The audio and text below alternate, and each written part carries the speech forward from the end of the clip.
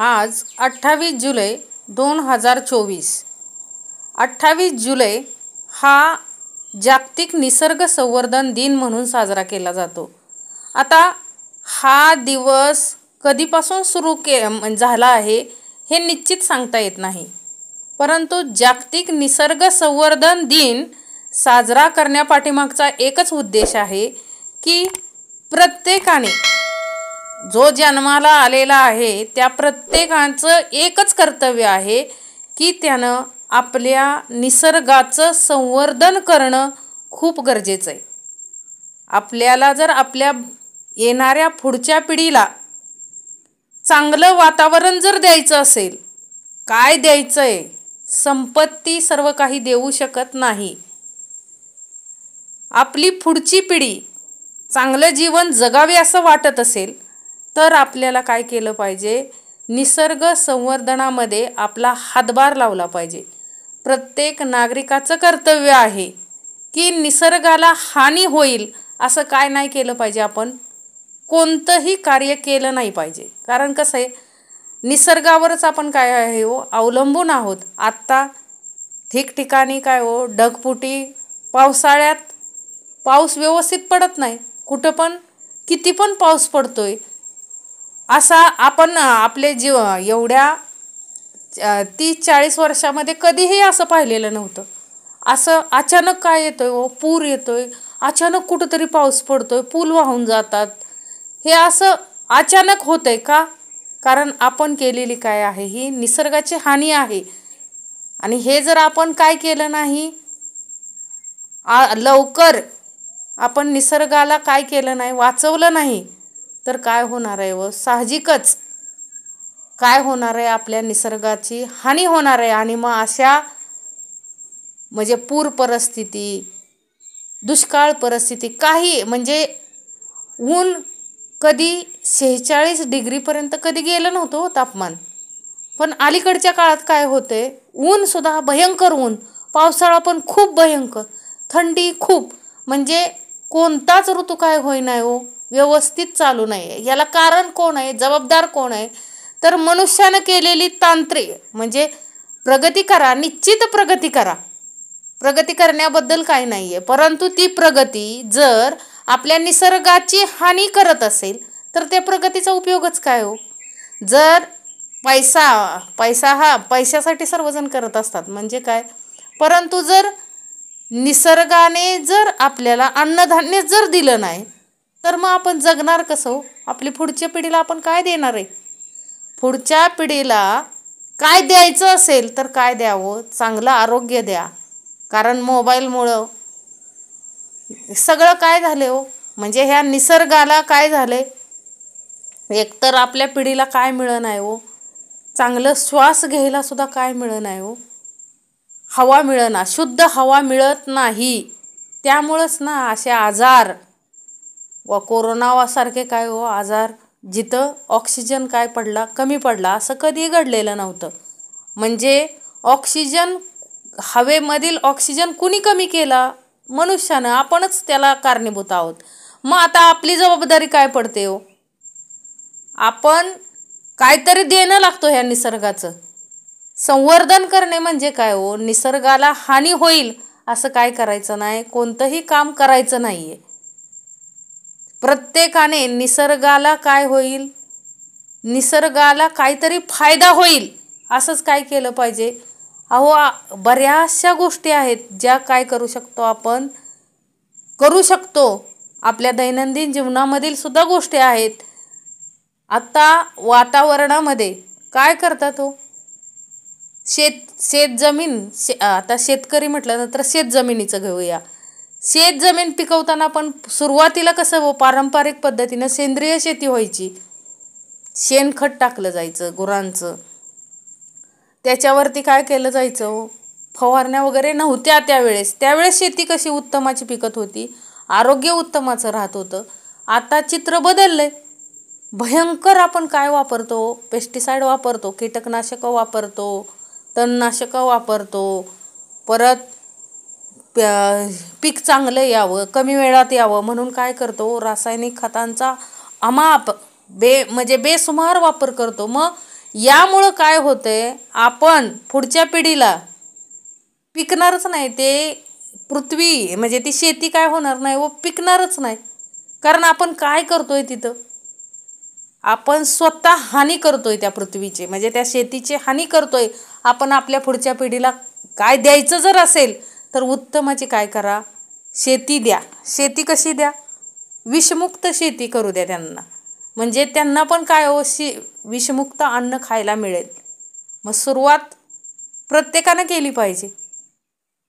आता विषमुक्त अन्न म्हणजे काय हो, ज्या फळांवरती काय मारलेलं नसतं, कीटकनाशकं वगैरे मारलेली नसतात, फळपालेभाज्यांवरती औषधं मारलेली नसतात, ती खरी काय झाली ओरिजिनल.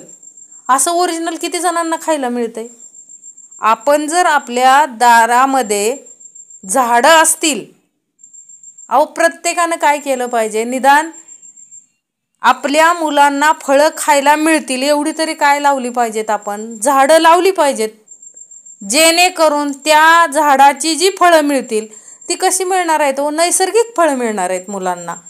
आणि प्रत्येकाने जर असा विचार केला तर आपोआप झाडांची काय वाढणार आहे, संख्या वाढणार आहे. अहो वाढदिवसाला केक केक खाल्ल्यानं काय मिळतं, आता ज्याचं त्यानं ठरवा. परंतु त्याच ठिकाणी जर झाडं जर लावली, आता एक उदाहरण घ्या, मुलगा 1 वर्षाचा झालाय, 1 झाड लावलं, 2 वर्षात झाला 2 झाडं लावली, त्याच्या 10 वर्षापर्यंत त्याला काय मिळेल हो, तर त्याला ती सगळी फळं काय मिळतील, खायला मिळतील. आणि दारामध्ये फळं असलेली ती कशी असणार आहेत, साहजिकच नैसर्गिक असणार आहे. त्याच्यावरती आपण कीटकनाशक वगैरे फवारत नाही. सुरुवातीच्या काळाला काय करायचे हो, मवा वगैरे पडला म्हणजे पालेभाज्यांवरती मवा वगैरे पडला, प्रत्येकाच्या दारात बघा, आम्हाला आठवते प्रत्येकाच्या दारात काय असायचं, वेल असायचा, घेवड्याचा पावट्याचा बांधावरती सगळे वेल असायचे. वांगी मिरची सगळं म्हणजे घरी खाण्यापुरतं काय करायच्या आई आजी काय करायच्या, सगळं पिकवायच्या. आणि त्याच्यावरती कीटकनाशक म्हणजे कीड वगैरे लागली तर काय करायचे, राख वगैरे टाकायचे, चुलीतली राख. आता चूल गेली, आपण चूल म्हणजे चूल हा प्रकार किंचित ठिकाणीच राहिलेला आहे. त्यामुळं राख वगैरे आणि झाडं कधी लावणार आणि काय कधी. परंतु आपल्याला ते जे खायला मिळत होतं ते कसं होतं, कीटकनाशक म्हणजे कसं होतं, ते सेंद्रिय खायला मिळत होतं सगळं, म्हणजे जे निसर्गात उगवलेलं आहे ते डायरेक्ट आपल्याला खायला मिळत होतं. परंतु आता तसं नाही आहे. म्हणजे याला जबाबदार कोण आहे, प्रगती आपली. म्हणजे आपली एका बाजूने प्रगती दिसते, आपण तंत्रज्ञानानं खूप पुढं गेले, जग खूप पुढं गेले. परंतु निसर्गाच्या बाबतीत आपण काय होत चाललोय हो, पाठीमागं पडत चाललोय. का, कारण ह्या मुलांना शेती हे काय प्रकारच कळायला, म्हणजे सगळीकडे काय झाले, सिमेंटचे बंगले झालेत सगळीकडे. आणि जमिनीवरती सुद्धा काय हो, जमीन सुद्धा लागते, पाणी म्हणजे सगळे सिमेंटचे वगैरे रोड झाले. त्यामुळं काय हो, जमीन पाहायलाच मिळत नाही. मग त्या पडलेल्या पावसाचं हे कसं होणार आहे, म्हणजे पाणी कसं मुरणार हो जमिनीमध्ये. मग ते पाणी मुरत नाही म्हणून काय येतात, शहरामध्ये काय येतं हो, सगळीकडे पाणी साठतं आणि सगळे काय येतात, पूर आल्यासारखी काय होते, परिस्थिती निर्माण होते. छोटासा पाऊस पडला तरी काय होते हो, तशी परिस्थिती निर्माण होते. म्हणजे ह्याला जबाबदार कोण आहे, आपली प्रगती. म्हणजे आपण एका बाजूला खूप पुढं चाललोय, तंत्रज्ञानानं खूप पुढं चाललोय, परंतु आपण निसर्गाच्या बाबतीत काय करतोय व निसर्गाची हानी करतोय. आता मला सांगा, ज्या खेडेगावामध्ये वगैरे काय करतात हो, ओझोनचा थर कमी का होतो, ओझोनचा जो थर आहे आपल्या पृथ्वीमध्ये जो ओझोनचा थर आहे त्याला काय पडलंय हो, आता भगदाड पडलंय म्हणतात खूप मोठं. मग आपण काय करतो, आपण पण वाचवू शकतो, आपण पण त्याचा भाग बनू शकतो. कसा बनू शकतो, आपल्या घरामध्ये जे AC वापरतो, आता खेड्यामध्ये AC फ्रीजची काय आवश्यकता आहे हो, सगळा पालेभाज्या कसा मिळतो आपल्याला, फ्रेश मिळतो, रोजचं रोज दूध मिळतं, रोजचे रोज फळं मिळतात, रोजचा रोज म्हणजे भाजीपाला मिळतो. मग आपल्याला त्या फ्रीजची वगैरे गरजच काय आहे, त्या वस्तूंची गरजच काय आहे, नाही आहे. म्हणजे काय, तर जिथं त्या गोष्टीची आवश्यकता नाही तिथं ती वापरायचीच नाही. आणि ती नाही वापरली तर काय होणार आहे हो, एकाने ठरवलं की बाबा नाही, माझ्या घरात नको, फ्रीज नको, ज्या गोष्टीने म्हणजे ज्या गोष्टीची मला आवश्यकता नाही आणि त्या गोष्टीनं जर ओझोन वायू कमी करण्यास काय होतंय, म्हणजे ओझोनचा थर कमी होतोय, त्या फ्रीज, जे आपले AC कूलर वगैरे आहेत त्याने काय होतंय हो, AC म्हणजे कूलर नाही, AC सांगते, AC फ्रीज याने काय होतंय, हे सुद्धा घटक काय होतात, त्या ओझोनचा थर कमी करण्यास काय आहेत, कारणीभूत आहेत. मग ह्या गोष्टी काय केल्या पाहिजेत, आपण टाळल्या पाहिजेत. जिथं गरज आहे लोकांना खरोखर, आता शहराच्या ठिकाणी जिथं भाजीपाला वगैरे मिळत नाही, दूध वगैरे मिळत नाही, तिथं असू द्या ना, जिथं गरजेचं आहे तिथं अवश्य असू द्या. परंतु जिथं गरजच नाही, मग हाऊस म्हणून, मोठेपणा म्हणून आपण काय करतो, त्या वस्तू वापरत असतो आणि त्याचा परिणाम काय होतोय, निसर्गावर होतोय. साहजिकच आपण काय करतोय, निसर्गाची हानी करतोय. आपल्याला कुठंतरी काय करता आली पाहिजे, निसर्गाची हानी वाचवता आली पाहिजे.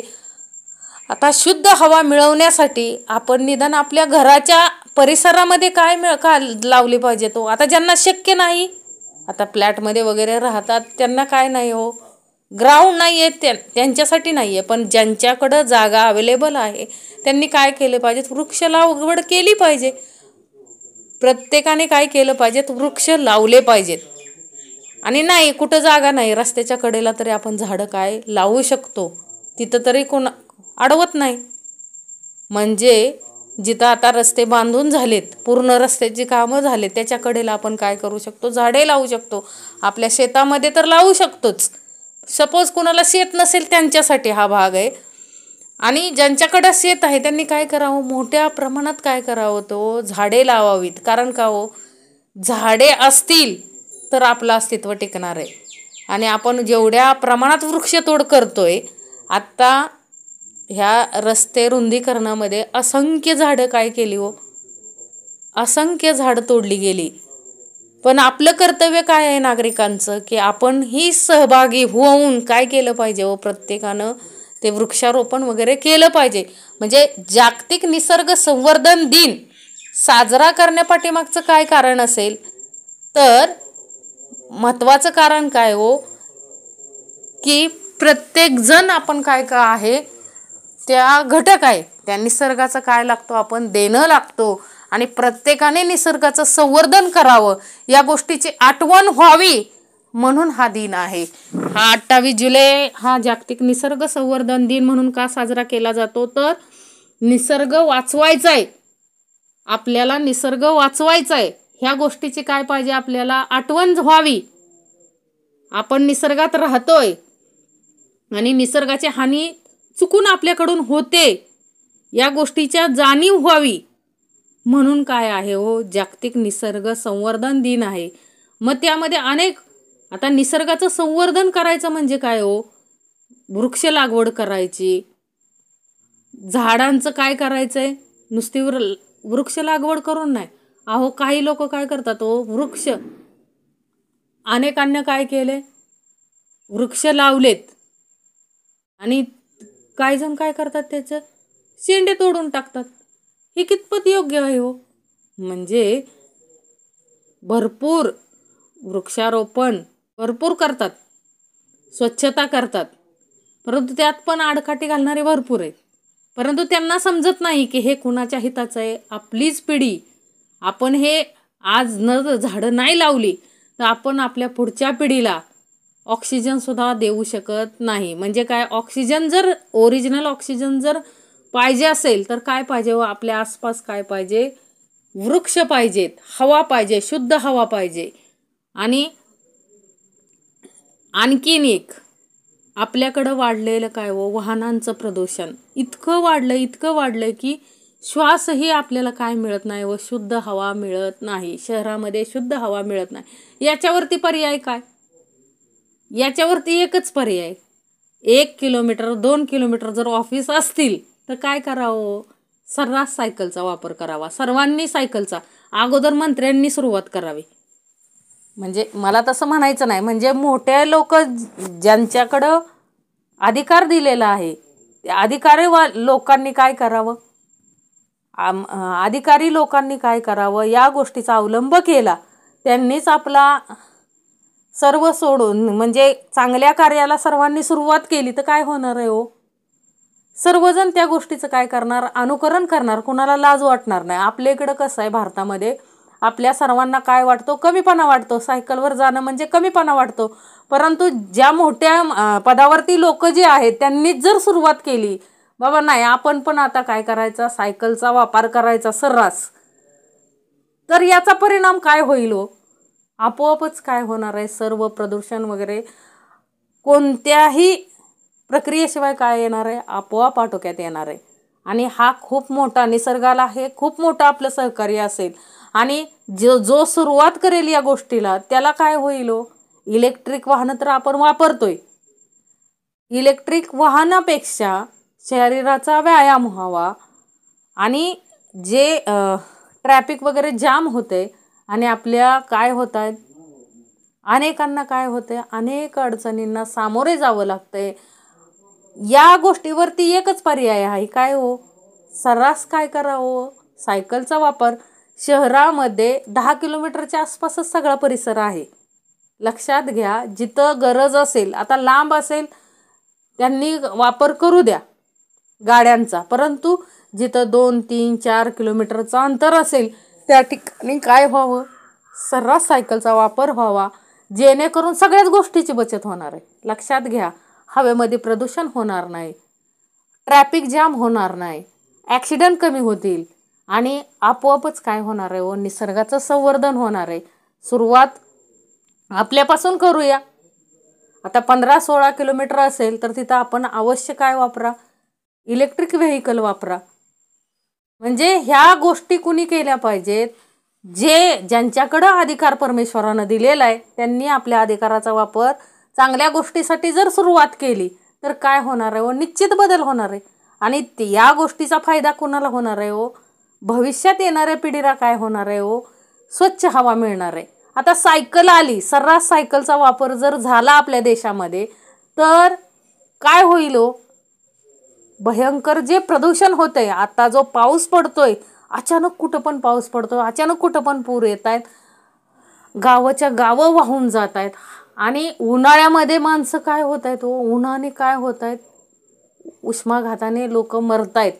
म्हणजे थंडी व्यवस्थित पडत नाही, ऊन व्यवस्थित पडत नाही, पाऊस पण व्यवस्थित होत नाही. म्हणजे हे ऋतूकालामध्ये जे बदल झालाय तो कुणामुळं झालाय, आपल्या सर्वांच्या चुकीमुळं झालेला आहे. आणि यामध्ये जर काय करायचं असेल, बदल जर करायचा असेल तर आपण सुरुवात करू शकतो. कारण काय, आपल्याला जे शक्य आहे बाबा, जिथं आपल्याला गोष्टीची आवश्यकता नाही, फ्रीज AC खेड्यामध्ये वापरण्याची गरज नाही, तिथं काय लावा, ओरिजिनल AC, झाडे लावा. ओरिजिनल AC कोणता आहे हो, झाडे लावा. सर्व फळभाज्या फळं पालेभाज्या घराच्या परिसरात लावा, जेणेकरून तुम्हाला फ्रीजची आवश्यकता वाटणार नाही. मग एका घराने सुरुवात केली की काय होणार आहे हो, आपोआप प्रदूषण काय होणार आहे, कमी होणार आहे. आणि आपला निसर्ग काय होणार आहे, वाचणार आहे. ही निसर्गाची खूप मोठी हानी प्रत्येक व्यक्तीकडून होते.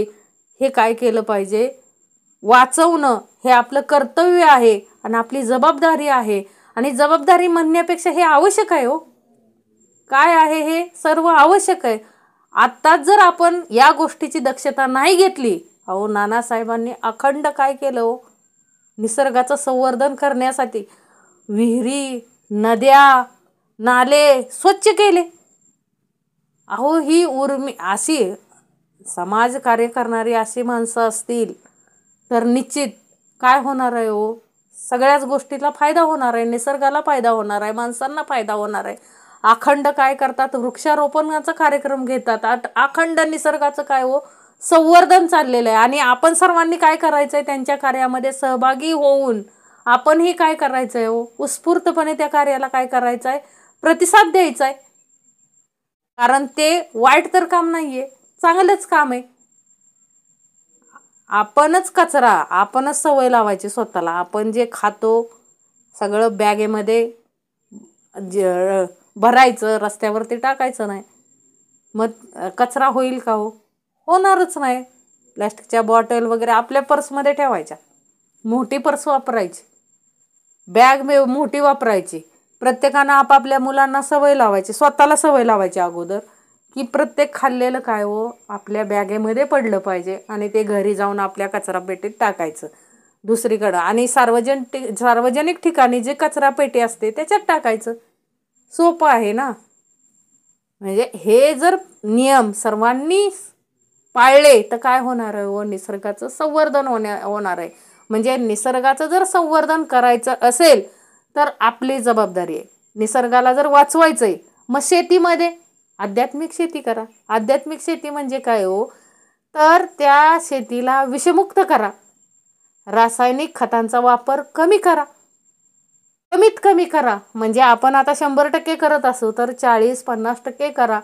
सेंद्रिय खतांचा वापर करा. जेणेकरून काय होणार आहे हो? जे पिकतंय शेतामध्ये ते पण काय होईल? उत्तमाचं पिकेल. शेती ही काय होईल हो? आपली वाचेल. म्हणजे ही जबाबदारी कोणाची आहे? प्रत्येक व्यक्तीची जबाबदारी आहे की आपल्या निसर्गाचं संवर्धन करणं. आता निसर्गाचं संवर्धन एकाने करून होणार नाही, प्रत्येकाची जबाबदारी आहे. प्रत्येकाने काय केलं पाहिजे हो? निसर्गावरतीच आपण सगळे अवलंबून आहोत, हे लक्षात ठेवा. जर धान्यच पिकलं नाही तर पैसा खाणार आहे का हो आपण? सोनं खाणार आहे का? चांदी खाणार आहे का? नाही. हे लक्षात ठेवा. शेती उत्तमाची जर पिकली तरच सर्वजण काय करणार आहेत? उत्तमाचं खाणार आहेत. त्यासाठी काय करा? उत्तमाचं म्हणजे विषमुक्त शेती करा. आणि यासाठी काय केलं पाहिजे हो? प्रत्येकाचं म्हणजे ज्याला अधिकार दिलेले आहेत त्यांनी काय करावं? त्यांनी विषमुक्त शेती करण्याचा काय करावा? प्रयत्न करावा. जे बघा बऱ्याच सरकारने काय केले तो योजना आखलेल्या आहेत. आपलं भारतामध्ये एक काय आहे राज्य आहे सिक्कीम. ते काय आहे हो? पूर्ण 100% सेंद्रिय शेती तिथे होते. हीच अंमलबजावणी प्रत्येक ठिकाणी झाली तर काय होणार आहे हो? सरकार तिथं स्वतः काय करतात? पाचट जाळत नाहीत. शेतकऱ्यांना काय केले त्यांनी? उपलब्ध करून दिलेत. म्हणजे पाचट कुट्टी वगैरे स्वतः करून देतात ते शेतकऱ्यांची, जेणेकरून शेतकऱ्याला जास्त खर्च होणार नाही आणि ती शेती काय होईल? उत्तमाची होईल. म्हणजे ते सेंद्रिय खत तयार होते. म्हणजे ते काय करतात? विघटन करतात त्या पाचटीचं. आपण काय करतो? प्रत्येक शेतकरी पाचट काय करतात? जाळतात. म्हणजे हे चुकीचं आहे. मग या म्हणजे शेतकऱ्यालाही परवडेल, शेतकऱ्यालाही काय होईल? शेतकरीही त्या गोष्टी काय करण्यास भाग पडेल. कारण का हो? स्वतः ट्रॅक्टर वगैरे अवेलेबल करून दिले पाचट कुट्टीचे वगैरे तर काय होणार आहे? साहजिकच काय होणार आहे? शेतीचं संवर्धन होणार आहे. मग शेतीचं संवर्धन म्हणजे निसर्गाचं संवर्धन. मग धूर वगैरे होणार नाही. म्हणजे जे निसर्गाची जी हानी होते ती तिथंच थांबते लगेचच. मग ह्या ज्या काही गोष्टी आहेत की बाबा नदीचं संवर्धन, नदीमध्ये जे काय सांडपाणी वगैरे जात आहे आपलं ते काय केलं पाहिजे? आपण थांबवलं पाहिजे. किती आपण निसर्गाची हानी होते हे पैसा कमवण्याच्या. आणि कितीही पैसा कमवला, कुणी कितीही पैसा कमवला तरी काय हो? एक दिवस काय आहे? प्रत्येकाला मृत्यू दिलेलाच आहे ना, जाणे आहेच. मग ते जाणार तर आहोत पण त्या अगोदर काय करावं? आपलं काय कर्तव्य आहे तर आपल्या पुढच्या पिढीला आपण काय करून जावं? तर हे निसर्गाचा संतांनी सुद्धा काय हो? तुकाराम महाराजांनी सुद्धा लिहून ठेवलंय, वृक्षवल्ली आम्हा सोयरी. म्हणजे वृक्षांशिवाय आपलं जीवन नाही. आणि वृक्ष असतील तरच काय होणार आहे हो? मधमाशाचे पोळे वगैरे त्याच्यावर बसतात बघा. झाडं असतील तुमच्या दारामध्ये आणि जिथं झाडं असतील तिथंच मधमाशा काय करतात? आपली पोळी तयार करतात. आणि परागकण जर ज्या दिवशी मधमाशी मरेल म्हणजे मधमाशांचा नायनाट होईल त्या दिवशी आपला सुद्धा काय होणार आहे? विनाशच होणार आहे. कारण परागकण जर तयार नाही झाले तर शेती काय होणार नाही? पिकणार नाही.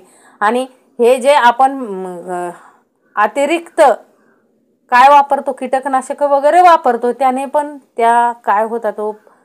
ते कीटक त्यांचा सर्वांचं काय होतं, ते मधमाशांचा ह्यांचं प्रमाण काय होत चाललंय, कमी कमी होत चाललंय.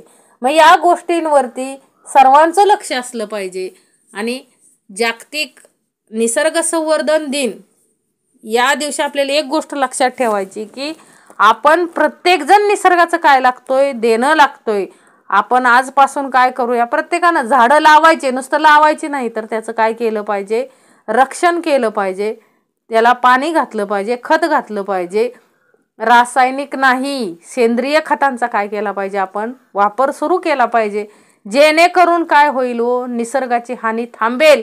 आणि हे जे चाललेत, पूर येत आहेत, उष्माघातानं माणसं मरतायत, थंडीची लाट येते, या ज्या निसर्ग आपल्या ज्या ऋतुकाल काय झाले तो बदललेत.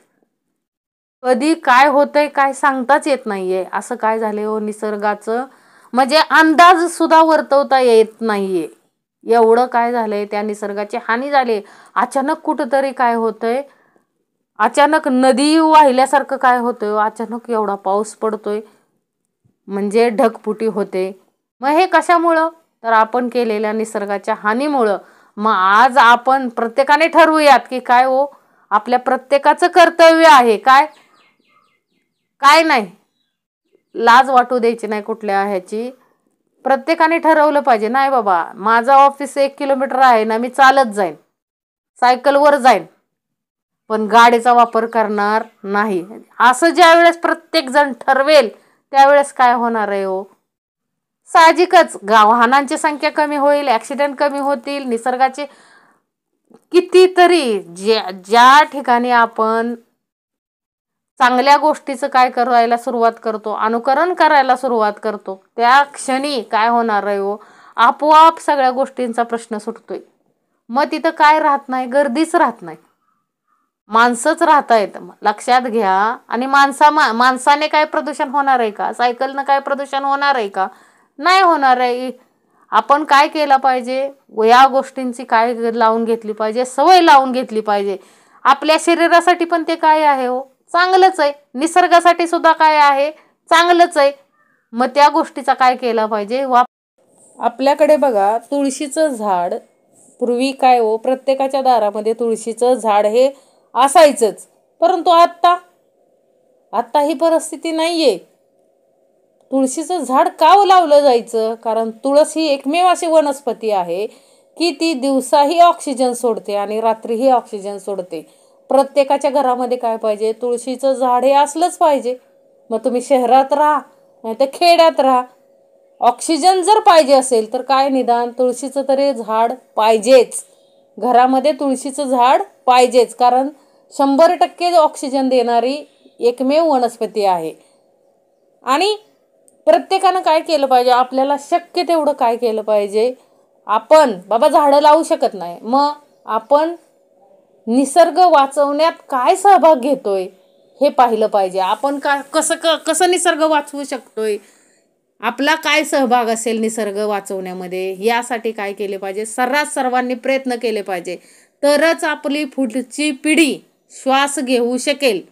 अन्यथा प्रत्येकजण काय सिलेंडर गॅसवर चालतील. लक्षात घ्या, जसं घरामध्ये गॅस वापरावे लागतायत त्या पद्धतीनं आपल्या प्रत्येकाच्या तोंडाला काय असेल, आपल्या पुढच्या पिढीत प्रत्येकाच्या तोंडावरती गॅस म्हणजे ते ऑक्सिजन असेल, ऑक्सिजनचं मास्क असेल आणि किलोचे काय असतील ऑक्सिजन सिलेंडर असतील. ही परिस्थिती निर्माण होऊ नये असं वाटत असेल तर प्रत्येकाने आजपासून काय केलं पाहिजे, निसर्ग संवर्धन करण्याची सुरुवात केली पाहिजे. प्रगती करा, कितीही प्रगती करा, परंतु एक लक्षात ठेवा, पैसा हे सर्वस्व नाही. आपल्या पुढच्या पिढीला जर काय द्यायचं असेल तर शुद्ध काय द्या, शुद्ध निसर्ग द्या. आणि सुरुवात आजपासून करा. जागतिक निसर्ग संवर्धन दिन नुसताच साजरा केला जातोय, परंतु त्या दृष्टीनं नुसती काय करतात हो सगळेजण, म्हणजे ज्यांच्याकडं अधिकार आहे, ज्यांच्याकडं सत्ता आहे, त्यांनी ह्या कार्याला काय करावी, सुरुवात करावी. आणि ते म्हणजे घर चालवणारा जो काय म्हणतो आपण त्याला, घर चालवणारा जो कारभारी असतो कारभाऱ्यांनी जर हातात खोरं घेतलं तर आपोआप सगळे घरातले काय करतात, कामाला लागतात. म्हणजे कारभारीच कामाला लागले तर सगळे काय करतात, आपोआपच कामाला काय होतात, रुजू होतात. कारभारीच जर लक्ष देणार नसेल, कारभारी जर हिंडत असतील, कारभारी काय नाही त्यांचं लक्ष जर नसेल घरामध्ये, तर ते पूर्ण घर काय होतं व विस्कटीत होतं. म्हणून कारभाऱ्यानेच काय केलं, सुरुवात केली प्रत्येक चांगल्या कामाला. त्यांचं बघून पूर्ण फॅमिली काय होणार आहे हो, आपोआप सगळं घर काय होणार आहे, त्यांच्यासारखं आचरण करायला सुरुवात करणार आहे. म्हणून प्रत्येकाची काय जबाबदारी आहे की मी काहीतरी निसर्गाचं देणं लागतो आणि मी काहीतरी दिलं पाहिजे. मग त्या दृष्टीनं तुम्हाला काय पैसे द्यायचेत का हो, जे आपल्या हातातून जे कार्य करता येईल आपल्याला ते आपण करायचे. निसर्ग संवर्धन म्हणजे नुसतं वृक्षारोपण करून चालणार नाही. आज जे प्राण्यांची सुद्धा संख्या काय लुप्त होत चालली. काही प्राणी तर काय झाले तो नामशेष झालेले आहेत. त्या प्राण्यांचं असणं हे देखील काय निसर्गाच्या दृष्टीनं काय आहे, महत्त्वाचं आहे. कारण कसं आहे, आज एवढी वृक्षतोड झाली, जंगलाच्या जंगलं नष्ट झाले, त्यामुळं काय होतंय वाघ दारापर्यंत यायला लागलेत. कधी ऐकलं नव्हतं, पाऊस ढगफुटी होते, हे प्राणी दारापर्यंत यायला लागलेत. म्हणजे आपल्या निसर्गाचा समतोल काय झालाय, ढासळलाय. आणि या गोष्टीला जबाबदार कुठंतरी आपणच आहे. लक्षात ठेवा, आपणच. आपल्यामुळेच काय होत आहेत, ते प्राणी आपल्या घरापर्यंत पोहोचायला लागलेत. म्हणून काय करा, जंगलांची संख्या वाढवली पाहिजे. म्हणजेच काय वृक्ष लागवड केली पाहिजे. सरकारच्या ज्या जमिनी आहेत त्याच्यावरती विद्यार्थ्यांना करायला लावा. म्हणजे आपण आपण काहीतरी समाजाचं देणं लागतो, आपण निसर्गाचं तसं काहीतरी देणं लागतो, ही भावना आपल्या अंतरी असू द्या. आणि त्या प्रेरणेतूनच आपण काय केली पाहिजे वृक्ष लागवड केली पाहिजे. कारण का हे वाघ तरस घरापर्यंत पोहोचायला लागलेत. कारण का त्यांना हेच राहिलं नाही, लपण्याची जागाच राहिली नाही, ऊसामध्ये लपतायत. म्हणजे याला जबाबदार शेतामध्ये लपतायत. रानडुक्कर काय करतात, शेतीचे भरपूर नुकसान करतायत. का तर त्यांना जागाच राहिली नाही. त्यांचं जे वातावरण आहे, त्यांचं घरच आपण काय केलंय, नष्ट केलंय म्हटल्यानंतर आपली घरं नष्ट करणारच ना, ते साहजिकच आहे. म्हणून निसर्गाचा समतोल राखला पाहिजे. कारण ह्या ज्या जाती आहेत ते आवश्यक आहे. प्रत्येक अन्नसाखळी आपण पाहिलेली आहे. कारण कसं प्रत्येक जीव एकमेकांवरती काय असतो, अवलंबून असतो. म्हणून प्रत्येक कीटकांचं काय झालं पाहिजे, म्हणजे जे काही प्राणी आहेत त्या प्राण्यांचं पण संवर्धन होणं गरजेचं आहे. कारण का ते असणं हे सुद्धा काय आहे, निसर्गाच्या दृष्टीनं आवश्यक गोष्ट आहे. म्हणून प्राण्यांचं काय केलं पाहिजे, संवर्धन केलं. म्हणजे प्राणी संवर्धन केलं पाहिजे, वृक्ष संवर्धन केलं पाहिजे. म्हणजेच आपण काय केलं पाहिजे, निसर्ग संवर्धन केलं पाहिजे. कारण आपण जे घाण करतोय, आज प्लॅस्टिक कचरा समुद्रामध्ये, ह्याच्यामध्ये मासे येऊन मरून पडतात. मग हे काय आहे, घातक आहे. मन समुद्र ओसांडून घरापर्यंत तो सुद्धा काय सोडायला लागला, आपली पातळी सोडायला लागला.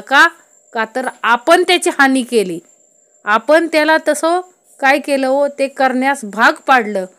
म्हणून आपली जबाबदारी आहे की प्रत्येकानं काय करा, निसर्गाचा समतोल कसा राखता येईल, मी निसर्गाचं काहीतरी देणं लागतो, या प्रेरणेतून प्रत्येकानं काम केलं पाहिजे. आणि प्रत्येकानं आवश्यक तिथंच काय फ्रीज आणि AC वगैरे जिथं आपल्याला गरज आहे तिथं घ्या ना, अवश्य घ्या. परंतु जिथं गरजच नाही त्या ठिकाणी त्याची खरेदी करायची काहीच आवश्यकता नाही. आपण एक जणाने जरी ती गोष्ट थांबवली तर काय होणार आहे आपला काय होणार आहे फायदा. निसर्ग वाचवण्यासाठी आपण काहीतरी केलं पाहिजे, आपण काहीतरी देणं लागतो.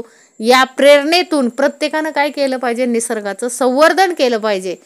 आज जागतिक निसर्ग संवर्धन दिन आहे म्हणून नाही, तर या रोजचा म्हणजे रोजचा दिवस हा निसर्ग संवर्धन दिन असला पाहिजे. कारण प्रत्येक दिवशी आपल्याला जाणीव असली पाहिजे की नाही बाबा, आपल्या हातून निसर्गाला हानी होईल असं काय होत नाही ना, ते बघितलं पाहिजे. आणि त्या गोष्टीचा काय केला पाहिजे, वापर कमी केला पाहिजे, अतिरेक करायचा नाही. अतिरेक केला की काय होते हो, निसर्गाची हानी होते. 2 झाडं तोडली तर 4 झाडं आपल्याला लावता आली पाहिजेत. अगोदर 2 झाडं तोडायची आवश्यकता भासत असेल तर त्या ठिकाणी 4 झाडं अगोदर आपण लावता आली पाहिजेत. म्हणजे ही जाणीव आणि मुलांनाही शिकवलं पाहिजे. वृक्ष जोपर्यंत तुम्ही लावत नाही तोपर्यंत, म्हणजे वृक्ष जोपर्यंत मोठे होत नाहीत, नाहीतर वाघ आपल्या घरीच येऊन राहणार आहेत. मग आपोआप आपल्याला सुद्धा ते राहून देणार नाहीत. लक्षात ठेवा, आपण त्यांची घरं उजाडतोय, आपण त्यांचं घर नष्ट करतोय म्हटल्यानंतर ते पण आपल्या घरी येणार आपलं घर नष्ट करायला. लक्षात ठेवा. म्हणून प्राणी संवर्धन झालं पाहिजे, वृक्ष संवर्धन झालं पाहिजे, म्हणजे निसर्गाचं संवर्धन आपोआप होईल. आणि ही जी आता भयावह अवस्था झाली की काय, उष्माघात वाढलाय, थंडीची लाट येते, ढगफुटी होते, ह्या गोष्टी जर थांबवायच्या असतील तर सर्वांनी मिळून प्रयत्न केला पाहिजे. जे म्हणजे जो धूर वगैरे होतोय ते थांबवलं पाहिजे. सगळं जिथं आपल्या हातून ज्या गोष्टी वाचवता येतील ते आपण केलं पाहिजे. कारण आपण पण काय लागतो, निसर्गाचं देणं लागतोय. आपल्या पुढच्या पिढीला संपत्ती नाही कमवून ठेवली तरी चालेल, परंतु वृक्ष लागवड करून ठेवा, जेणेकरून त्यांना निदान काय हो, उत्तमाचा श्वास घेता येईल. अशा दृष्टीनं आपण कार्य करून ठेवा.